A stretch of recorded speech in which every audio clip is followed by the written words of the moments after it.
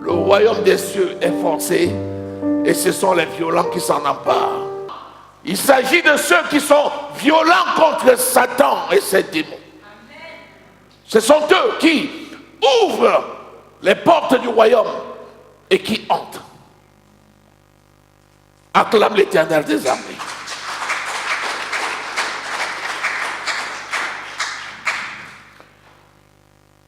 Vous savez, Jésus s'appelle l'agneau de Dieu, mais Jésus s'appelle aussi le lion de la tribu de Juda. Si Jésus est agneau, c'est parce que il est venu comme l'agneau de Dieu et il s'est offert en sacrifice à la croix du Calvaire pour le salut du monde entier sans exception. Mais le lion de la tribu de Juda, c'est parce que par la puissance de son esprit, il a vaincu la mort. Il a terrassé Satan et ses démons. Et il a ainsi délivré ceux qui lui appartiennent pour les faire entrer dans son royaume de gloire. C'est pour ça qu'il est doux comme l'agneau, mais il est violent comme le lion. Un agneau donne naissance à des agneaux, un lion donne naissance à des lions. Tu es en même temps agneau et lion. Et ce qui va t'ouvrir l'accès et la pérennité dans le royaume des cieux, c'est l'agneau et le lion. L'agneau parce que tu vas naître de nouveau, le lion parce que tu vas persévérer en dépit de tout jusqu'à ce que Jésus vienne chercher son église. Est-ce que quelqu'un est là? Acclame l'Éternel. Ça c'est Jean-Baptiste qui était envoyé par le Seigneur pour préparer l'arrivée de Jésus. Jean-Baptiste, fils de Zacharie et de Élisabeth, qui était né pour préparer l'arrivée de Jésus. C'est pour ça qu'il est messager. Comme Jésus lui-même va venir en tant que Messie. Bien. Jean-Baptiste est venu accomplir une mission, c'était préparer les voies du Seigneur, amener les gens à se rendre compte de leurs péchés, se repentir et attendre le salut par Jésus. La Bible dit que la mission de Jean-Baptiste, parmi les humains, c'était la mission la plus grande. Et qu'il n'y a personne sur la terre aussi grand que Jean-Baptiste. Mais ceux qui recevront Jésus et qui naîtront de nouveau, le plus petit parmi eux sera plus grand que Jean-Baptiste. Alléluia. Amen. Ça veut dire que Jean-Baptiste a mis la barre haute. La barre est tellement haute que quand tu as franchi cette barre, tu es dans la cour des grands. Amen. Amen.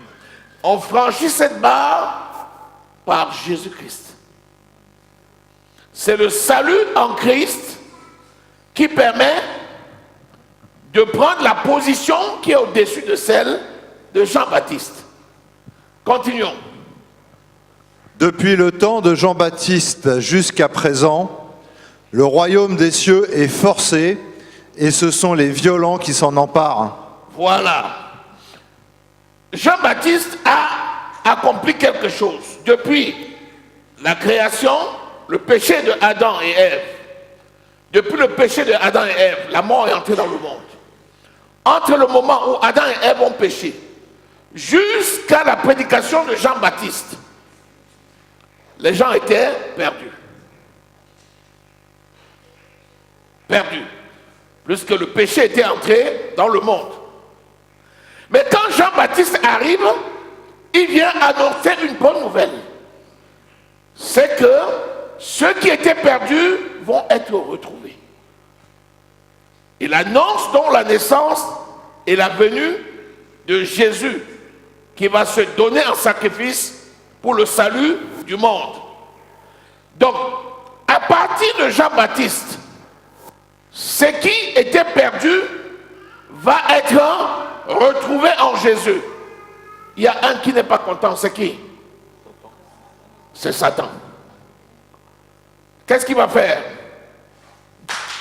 Il va se lever. Alléluia. Lorsque Adam et Ève ont péché et que le monde était plongé dans le noir et qu'ils étaient tous séparés de Dieu, ça faisait les affaires de Satan. Satan était content parce qu'il avait gagné. Et quand il gagne, il est dans le royaume satanique et il se plaît à voir les gens mourir. Jean-Baptiste vient annoncer, bonne nouvelle, Jésus arrive.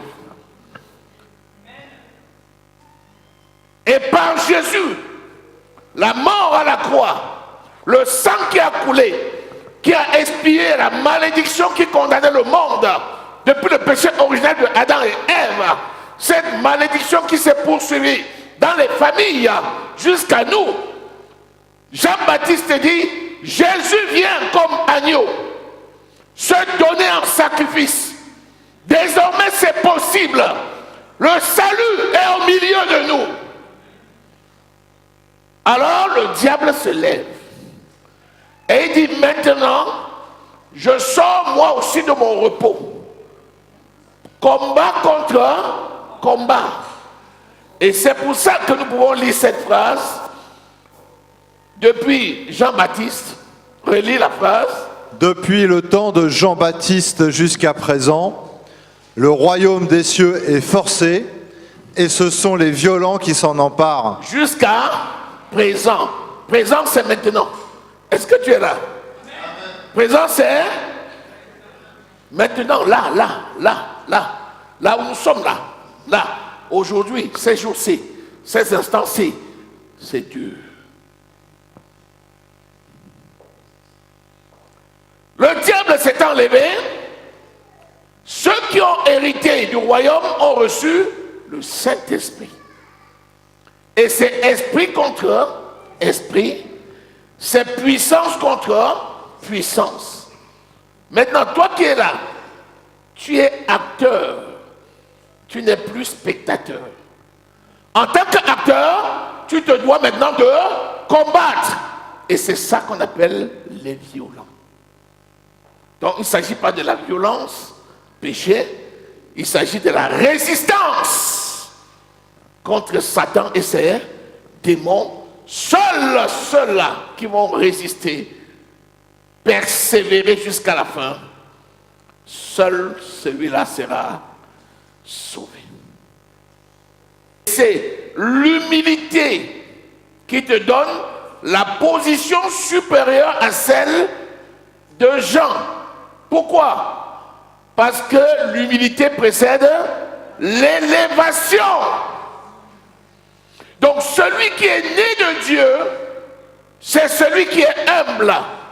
Et ton humilité va t'élever. Ça veut dire que tu deviens la continuité de Christ. Entre Christ et Jean, qui est plus grand? C'est Christ. C'est Jean qui le dit lui-même. Je ne suis pas digne de délier la courroie de ses lacets. Il y a un qui est plus grand que moi. Il vient. Je ne suis pas digne de délier la courroie de ses lacets. Or, tu es engendré en Jésus-Christ et tu deviens membre du royaume des cieux, revêtu de gloire. Revêtu de gloire.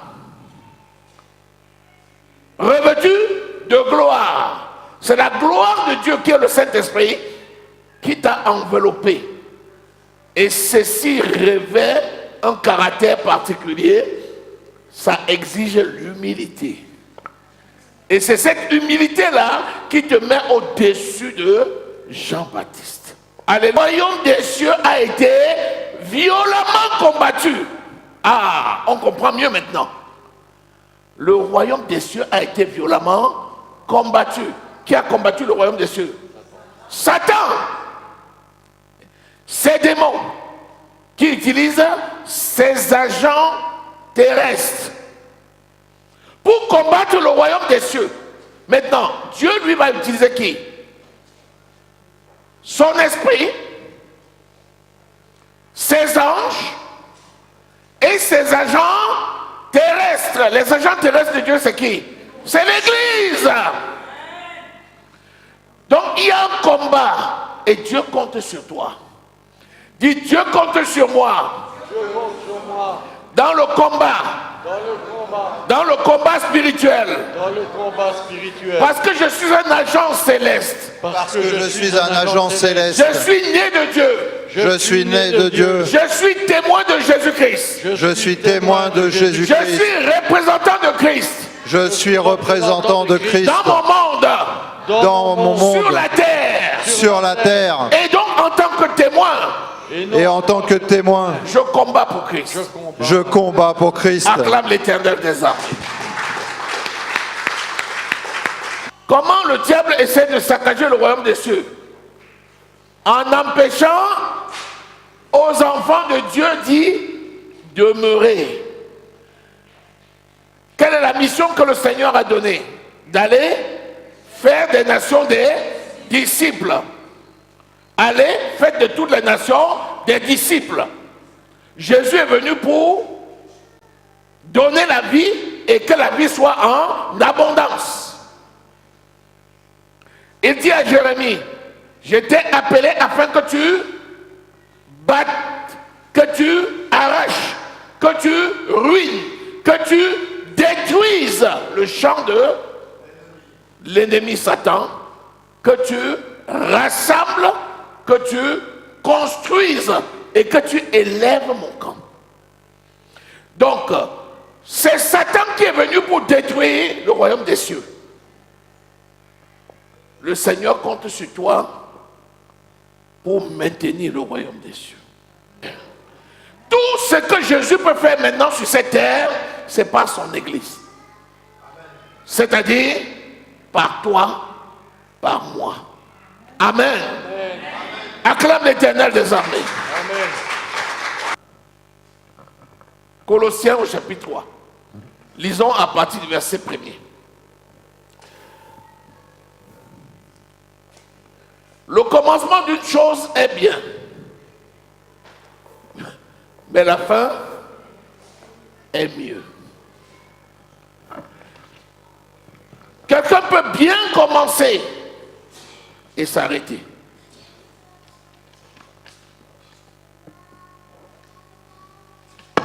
Lisons à partir du verset 1er. Amen. Tous ceux qui sont nés de nouveau sont ressuscités avec Christ. Si tel est le cas, ça veut dire que celui qui est né de nouveau est déjà dans le royaume des cieux. Mais en tant que voyageur et pèlerin sur cette terre, il doit, pendant qu'il est sur cette terre, rechercher les choses qui viennent de son royaume. D'en haut, bien qu'il soit voyageur et pèlerin sur la terre. Un enfant de Dieu, c'est un ambassadeur. 2 Corinthiens 5, verset 20, dit que tu fais fonction d'ambassadeur sur la terre. Un ambassadeur dans un pays représente le chef de l'État de son pays. L'ambassadeur d'un pays dans un autre pays n'émarge pas sur le budget du pays qu'il accueille. Il émarge sur le budget du pays qu'il a envoyé. Lorsque tu arrives à l'ambassade des États-Unis en France, quand tu entres dans les locaux de l'ambassade, tu n'es plus en France, tu es aux États-Unis.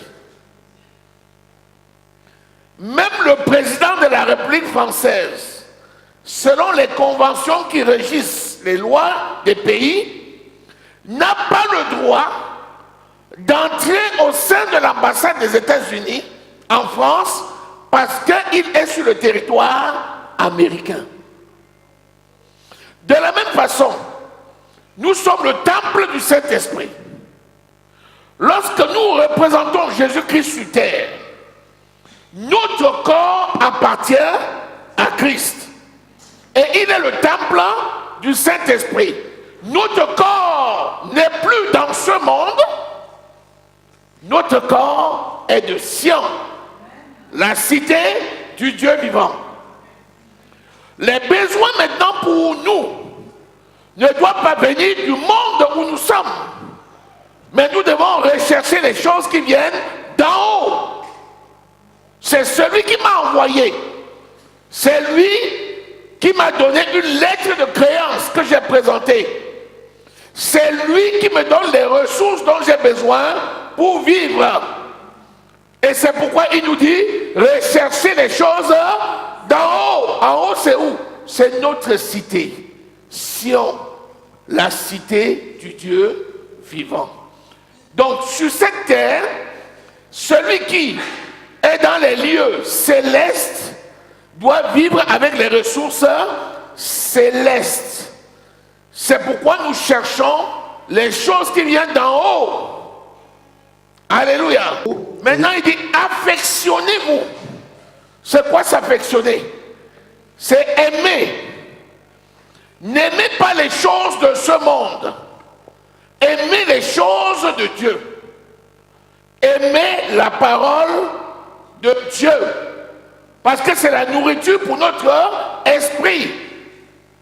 Donc, affectionnez-vous, ça veut dire aimez, attachez-vous. Attachons-nous aux choses de Dieu.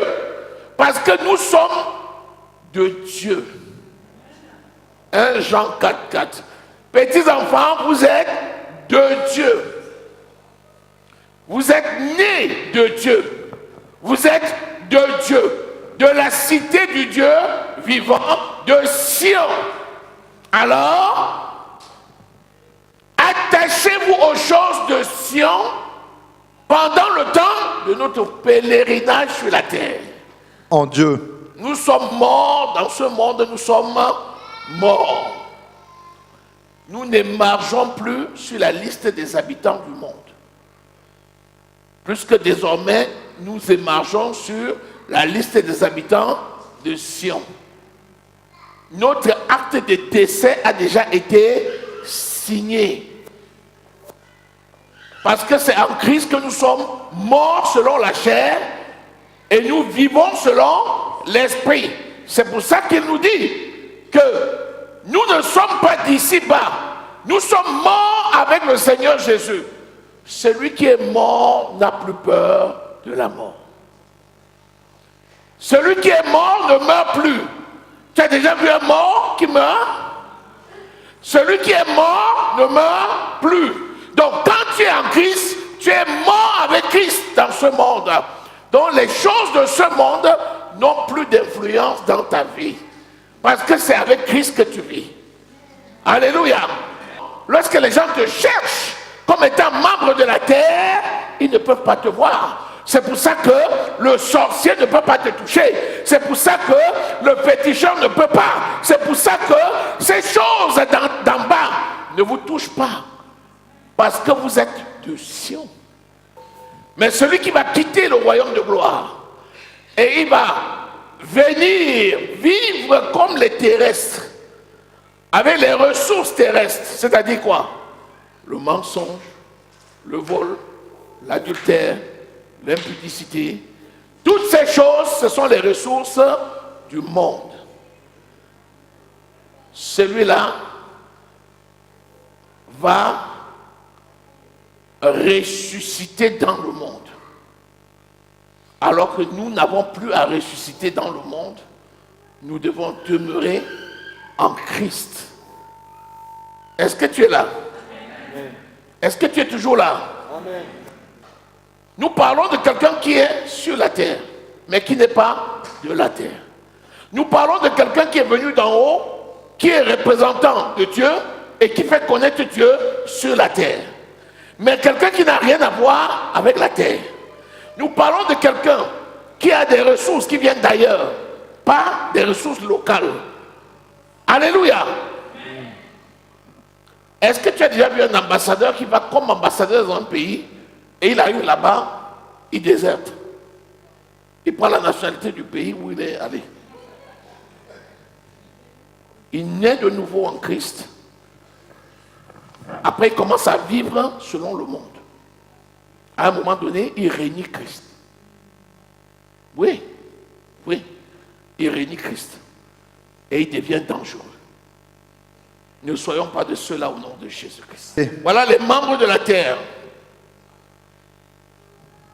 Voilà les membres de la terre. Ça, tu dois à tout prix mettre une barrière de séparation. Ce sont les choses qui peuvent amener un enfant de Dieu né de nouveau à perdre son salut. C'est quoi? L'impudicité. Mais dans l'impudicité, il y a quoi? Dans l'impudicité, tu as l'adultère, tu as la fornication, tu as le flirt, tu as l'homosexualité, la débauche, tu as la débauche, tu as la bestialité, tu as la pédophilie, tu as toutes ces choses, c'est de l'impudicité. Continue. L'impureté. L'impureté. Les passions. Les passions. C'est quoi les passions? On a dit les passions, on n'a pas dit la passion. Nous avons une passion. C'est laquelle? C'est Dieu. Voilà. Notre passion, c'est être un vrai représentant de Christ. Il faut que quand on me voit, qu'on dise voilà Jésus lui-même. C'est ça notre passion. Mais maintenant, quand on dit les passions, c'est quoi? Ce sont d'autres choses qui te détournent de cet objectif. C'est-à-dire des choses qui ne construisent pas, auxquelles tu t'attaches au point que tu négliges Dieu.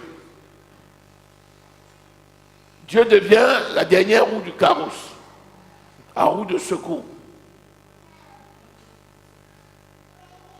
Continue.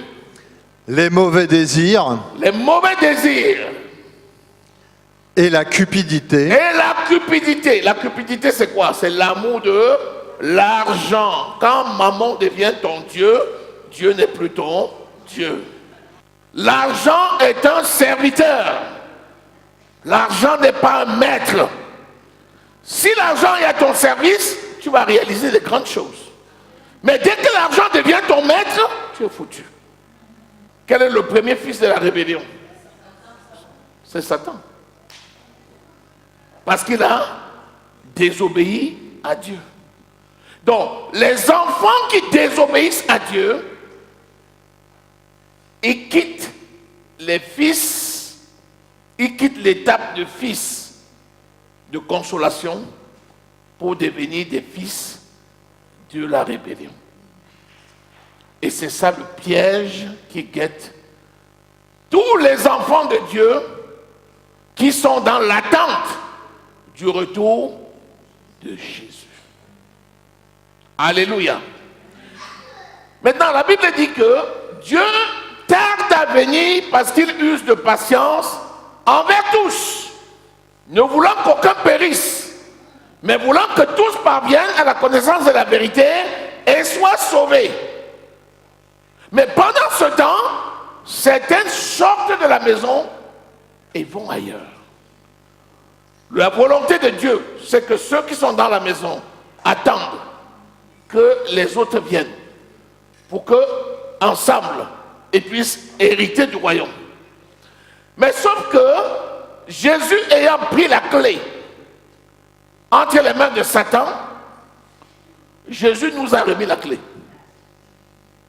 Est-ce que vous êtes toujours là? Au départ, Adam avait eu les clés du royaume. Rappelez-vous, Jésus dit, Adam, je te donne les clés du paradis, afin que tu cultives et que tu gardes. Après, Adam a désobéi, n'est-ce pas? Quand Dieu a chassé Adam et Ève, il a pris, puisqu'Adam et Ève ont donné les clés au diable, n'est-ce pas? Et il a mis les séraphins et les chérubins pour garder la porte, en attendant que les nouveaux propriétaires viennent. Jésus est parti à la croix pour toi et pour moi. La Bible nous dit,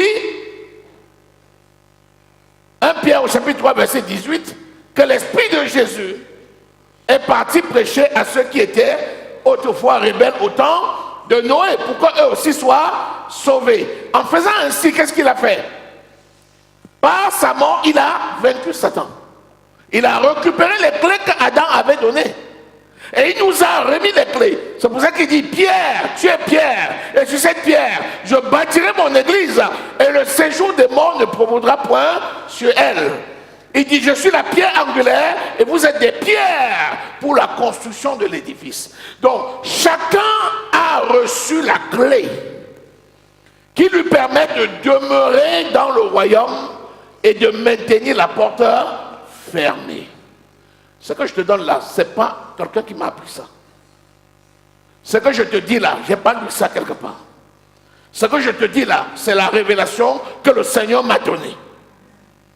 Cette clé-là, c'est ta capacité à demeurer dans le Seigneur jusqu'à ce que Jésus vienne. Nous sommes capables. Nous avons reçu le Saint-Esprit, l'autorité, la puissance qui nous permet de demeurer ferme dans la parole de Dieu jusqu'à ce que Jésus vienne. Et il dit, maintiens la porte fermée. Garde les clés sur toi. Parce que chaque personne que je sauve, je lui remets la clé. Et il entre dans le royaume. Donc, les gens qui sont à l'extérieur n'ont pas besoin de tes clés pour entrer. Ils reçoivent chacun la clé qui leur permet d'entrer et de demeurer dans le royaume. Alléluia. Demeure à cet endroit jusqu'à ce que Jésus vienne enlever son église. Mais toutes les choses qu'on a citées là, les gens sont tellement habitués à ça maintenant que pour eux c'est un style de vie. C'est pour ça que vous voyez, il y a des gens qui sont authentiques dans l'église, mais ils disent que quelqu'un est libre d'être homosexuel. Ce que Dieu veut, c'est son cœur, ce n'est pas ce qu'il fait de son corps. Et des gens authentiques qui se réclament ministres de culte tiennent de tels propos. Des personnes qui se réclament nés de nouveau, qui disent on va pouvoir prendre deux hommes pour les bénir dans les liens du mariage, deux femmes pour les bénir dans les liens du mariage. Ce sont des gens qui ont ignoré que toutes ces choses, c'est ça qui tue. Nous vivons dans une société où on se familiarise avec ce qui est autour de nous. On a tendance à oublier les exigences de la parole pour faire selon le monde. En disant, c'est chacun qui rendra compte. Oui, chacun rendra compte vraiment, mais la parole de Dieu est la même hier, aujourd'hui et éternellement. Elle ne change jamais. Est-ce que tu es là? Est-ce que tu es là? Est-ce que tu es là? Relis à partir du verset 6. C'est à cause de ces choses que la colère de Dieu vient sur les fils de la rébellion parmi lesquels vous marchiez autrefois, lorsque vous viviez dans ces péchés. Lorsque vous viviez dans ces péchés, ce n'est pas l'état dans lequel tu étais qui compte. C'est l'état dans lequel tu es en tant qu'enfant de Dieu. Et combien sont ceux qui vont résister devant ces péchés-là? L'impudicité, l'impureté. Quelqu'un qui a l'habitude de mentir, c'est qui? C'est un menteur. Menteur veut dire que c'est sa spécialité. Il est menteur, ça veut dire un gars dont la spécialité est de mentir. Un menteur a pour père le diable. Romains 8, 43. Quoi? Comme compagnon de Dieu, aspire à écouter la voix de Dieu et dit, Saint-Esprit, lorsque je suis sur la mauvaise voie, sors-moi de cette voie. Avec le Saint-Esprit, c'est une force. Il a la capacité de corriger les trajectoires. Si tu fais une sortie de piste, le Saint-Esprit peut parfaitement te ramener sur le bon chemin. Alléluia. Il faut savoir réagir et dire non, je refuse. Je suis enfant de Dieu, je demeure dans la maison et je progresse avec mon Dieu. Et tu dis, Seigneur, quelle grâce, toute l'honneur et la gloire te revient. Il a dit, je servirai l'Éternel des armées tous les jours de ma vie. Le Fils de l'homme viendra à l'heure où on ne l'attend pas. La trompette sonnera à un moment où les gens ne s'imagineront même pas. Alors, comme nous sommes clairvoyants, nous faisons tout pour qu'il n'y ait pas de surprise. L'Égypte, c'est le monde. Les choses que tu avais faites dans le monde, fais disparaître ces choses. Il dit, faites disparaître les choses que vos pères ont servi de l'autre côté. Les choses anciennes sont passées. Donc, ne garde pas certaines habitudes du monde dans l'Église. Le roi des rois et le Seigneur des seigneurs. Amen. Seigneur, tu es